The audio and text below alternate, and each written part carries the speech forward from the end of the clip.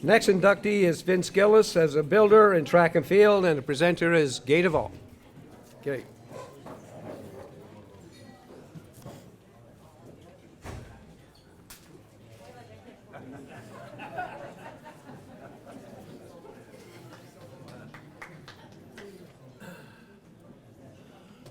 Hi, everyone. I just want to add one more thing to Dougie Petrie.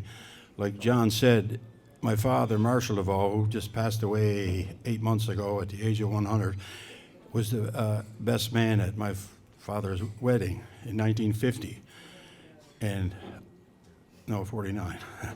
I was born in June of 1950, and Dougie passed away in August of 1950.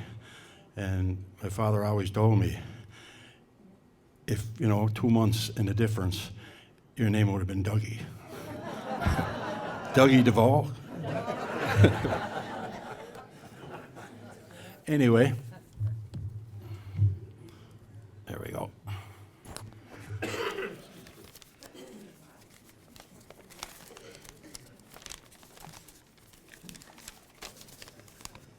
Anyway, this is an honor and a privilege for me tonight to introduce our next inductee, Vince Gillis.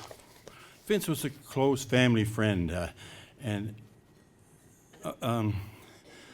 like my father said many, many times, like he was one of the first inductees. He was one of the first inductees here in 2013, and he always had his opinion on who should get in and who should. He thinks, he always had his own opinions.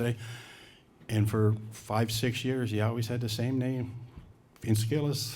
What's wrong? How come you're not getting Vince Gillis in there, But anyway, 3 years ago, we finally voted Vince in. I couldn't wait to get over to Tanamera to tell him. And when I told him, the first thing he said was, "It's about time. What took you so long?"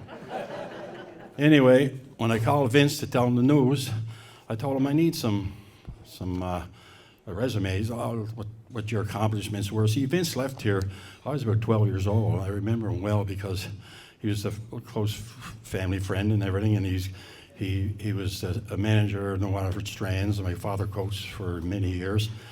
And I told him I need some stuff, to talk about him, So I said, don't be in a hurry, because COVID was starting then. And so I told him, take your time. But a month later, I get this package in the mail. It's about that thick. So I called Vince. I said, "Vince, you're going to get me killed." I said, I can't read all this, So we did it. I summarized it, and this is what we got. Okay, here we go. Vince Gillis was born and raised in Waterford. He is the second son of Alec and Ada Gillis. He has one brother, Stanley, and 3 sisters, Joan, Doreen, and Olive, who's sitting next to him tonight. And his younger brother, Ray, died a few years ago. Let's see, here it is. Our role of the Hall of Fame Committee is to select outstanding individuals and teams to be recognized each year. Vince claims that there is nothing outstanding about him. He said that although it's an honor to be included, his accomplishments were satisfied in their own right. In other words, he was already received the satisfaction by doing what he did. Actually, Vince could be a 3-time Hall of Famer.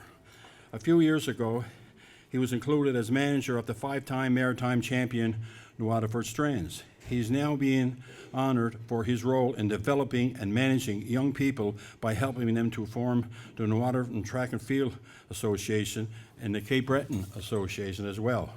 In 1958, he was involved in a major automobile accident and spent 4.5 months in traction and a body cast at the former Waterford Hospital. He had lots of time to think about his life and his future. He decided that he was lucky to be alive and have his right leg as well. Mount Carmel High School decided to allow him to compete grade 11 in two years rather than go back to grade 10 when he was hospitalized in February. This gave Vince lots of extra time, which he used wisely. He was elected president of the student council and graduated with honors. He was also awarded the Nicholson Trophy for academic and all-round contributions to school life. Vince went on to get his grade 12 diploma at Central High School. It was around that time Vince started making inroads to serving his hometown. He was then approached by the school board to teach health and physical education to grade 8 and 9 at Central School. He also became active in promoting wellness by starting a weekly fitness class for some men and women in his town. By this time, Vince had already begun his tenure as manager of the Strands. He only spent 1 year teaching because he was on a special teacher's permit from the province of Nova Scotia. Between finishing at Central in 1961 and going to university in Guelph in 1963, he started a small business, founded the Common School Basketball League, managed the Strands, and participated in the National Civil Defense Program, which saw him don a Canadian Army uniform in 1962. The reason Common School Basketball League was formed was to provide a venue for young people to learn sportsmanship and develop their skills to perhaps later play basketball for their high schools, which it worked because in the years following, Mount Carmel had 2 provincial championships in basketball and 2 in soccer, and a lot of that credit to him. And where am I at here? Although the scores were never kept and team championships were declared, no individual awards were handed out. Vince ensured the league's success by drafting a schedule, arranging gym time required, getting referees, keeping the stats, arranging radio and newspaper coverage, and getting community groups to pay for and cater banquets at each season's conclusion. Then he also, with some key individuals and community organizations backing him, formed the Waterford Track and Field Association at the same time as he was helping to organize the Cape Breton Track and Field body. He then proceeded to locate places to train young people who wanted to be involved. He coached the boys and girls and arranged for them to compete all over the Maritimes. Vince was twice chosen to be national coach representing Nova Scotia at Toronto in 1959 and again in Guelph in 1963. At university, he coached women's basketball team and also the manager of the men's basketball team. And we have a magazine up there with Vince's picture on it. He was in golf somehow. I don't know, he's in everything, this guy. Anyway, Vince went on to graduate from university and move on from there to work in organizations involving people with special needs and Alzheimer's disease for many years at the national and international levels. His last 12 years before he retired, he worked at the national level in the Professional Golf Management Association. So that's where that comes from.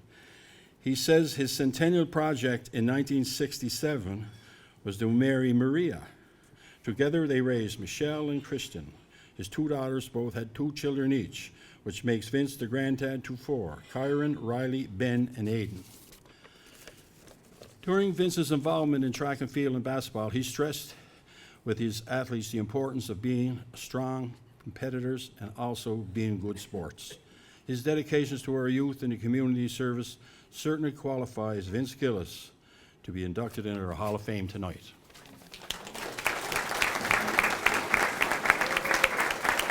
Good job.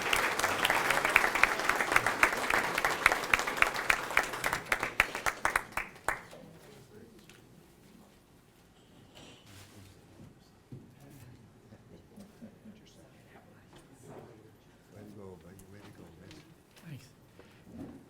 You know, his speech was almost as long as my life. He's such a wonderful guy, and had his mother was very involved with special needs kids, and that's how I got to know the family. And Duffy, of course, was a prince of a man. And anyway, I have a few notes here. I did have an hour's speech, but I figured you probably weren't interested in that, so I cut it down to 6 minutes.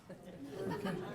So, if somebody got a stopwatch, 6 minutes, ring a bell, and I'll stop. Thank you to Gay DeVoe and the committee for this honor. It's just wonderful to be recognized by your home community, because nothing else really matters The rest of it is all showbiz, you know? I'm having trouble with this. Bring it down there. Okay. I also want to congratulate my fellow honorees tonight for their accomplishments in making New Waterford such a wonderful community. There's nothing that makes a community more vibrant and important than volunteerism. It's the heart of any community.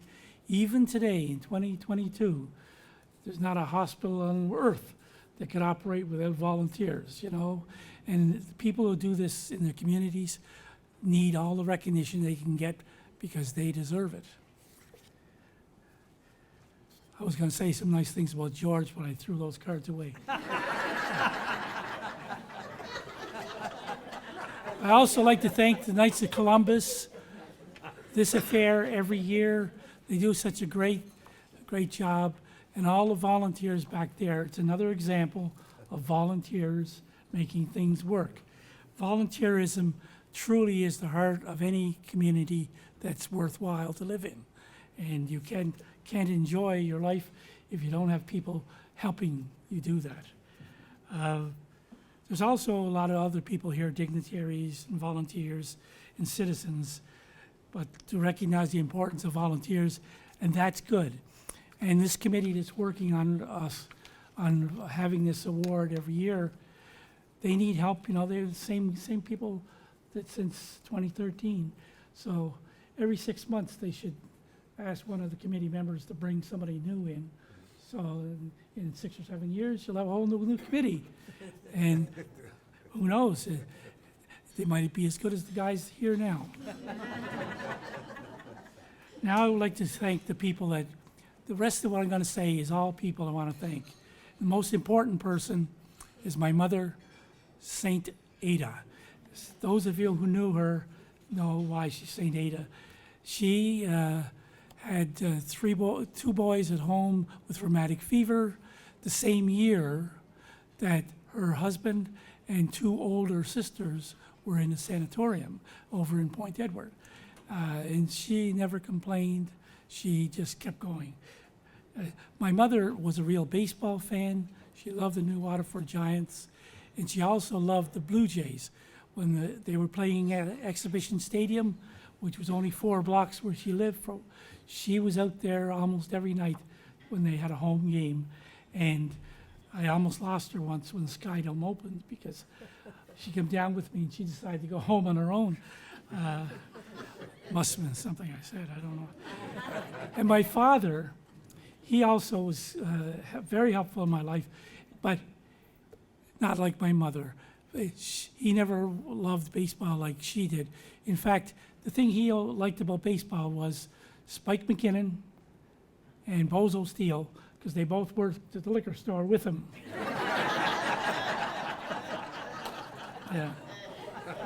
My late uncle, Riven, he died at 97 years of age. He used to say that eternal life, and this will be important for you.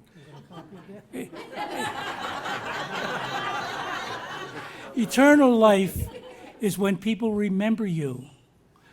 They think about you, they say your name, or whatever. That's what eternal life really is. And I'm sure that the Reverend from Calvin, I noticed that's one of the few buildings still standing. It's called something. And I imagine it was because of Richie Spears that it's still standing, because he used it so long, you know. Anyway, so tonight I'm going to thank people. Most of them are dead. However, their spirits probably may be here. But the most important thing is when I mention their names, their sons, their daughters, their nephews, their nieces, or friends, or whatever, may say, oh, that's nice he mentioned my uncle or whatever. So that's what I'm going to say now, is to thank these folks. I was very happy to be able to do this. So as Gay said, just doing it was the satisfaction. This is gravy, you know. But they had not gravy with mushrooms. I had mushrooms. I don't like mushrooms. So my friend Chuck took care of those. In track, Father Albert McPherson. Now, he might have been here tonight, Father McPherson, but he's too busy gallivanting around the world. He's been in Rome more times than the Pope. And he promised me that when he becomes the first Cape Breton Pope, that my mother would get into the sainthood. And he said, only after my mother. In track and field, we had some wonderful athletes, and I'm not going to mention them all, obviously, but Gary Mahosky was probably one of the most underrated athletes we ever had in this community, and he was just a wonderful guy, and he was also very helpful. There was Jimmy McKay, Donnie Neville, Judy Cody, Cheryl Wilcox, and many others. But also I want to thank Angus Blue McDonald, was a counselor and a Legion member from Glace Bay. He pushed all of this stuff and helped me organize and get money from the Legion to do it. And so he was very, very important. And of course, Randy McVarish. Randy was a member of the Branch 15 Legion in New Waterford. And he brought me to the Legion Hall many a night.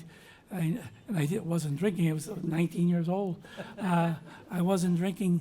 And he showed me around, introduced me to everybody, and made sure we got everything we need to go for our trips.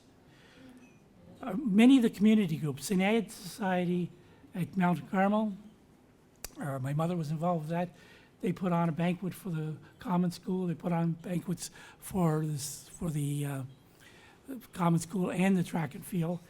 Also the Branch 15 Legion, of course, and also the New Waterford Police Athletic Club. I didn't even know we had such a thing, but they came through every year and gave us all the trophies that we gave out. Dale Carney and all those other guys that were involved in the police were also involved in sports as well. The town of New Waterford also gave us the money. We used to you had to get a permit to have a tag day to raise money. Well, that wasn't too hard. My uncle was the town clerk, L.S. Gillis, and Mike Hinchy was the magistrate, and we had Mike involved in a few things as well. But especially the people of New Waterford were so generous. And my sister Olive said when she was counting the money, and sure, it was a lot of nickels and pennies in those days, but they all add up. And we got to be able to do all the things we wanted to do. We're talking faster now because in the basketball, Central School, St. Agnes School, Mount Carmel School, they were all very supportive, sending teams and helpers and the participants and the caretakers and the students, of course. And then there's community sports figures like Russell McNeil, Carl Marsh, Jimmy Fox Chesson, Bob McDonald, Red Bob, and Marshall DeVoe, of course. Marshall DeVoe, probably one of the greatest sportsmen in this town's history. Many others helped keeping score, cleaning up, or whatever. But the school caretakers did the most, of course. There was other people, Pat Lorad, George Hughes, Claude McKenzie, Don Neville, Simon Chesson, Big Don McCauley, Peter McSween, Mount Carmel, and the number of the boys from the Central High School basketball team, they were very, very helpful because we played a lot of games in Central. And that had to be perhaps the best basketball team any high school ever had, anywhere. And they were good guys, too. Well, most. As you can see, it takes a team to do all of these things. Nobody ever gets an award because they did it themselves. Nobody. And I want to thank everybody that I did thank already because volunteerism is very key. If I left anybody out tonight, I'm sorry, it wasn't intentional. And if I brought somebody in, it wasn't intentional either. George, it's not in my notes. I've been very proud to be born and raised in New Waterford, and I'm very proud of this award you've given me, and I appreciate the committee's efforts, and thank you very much.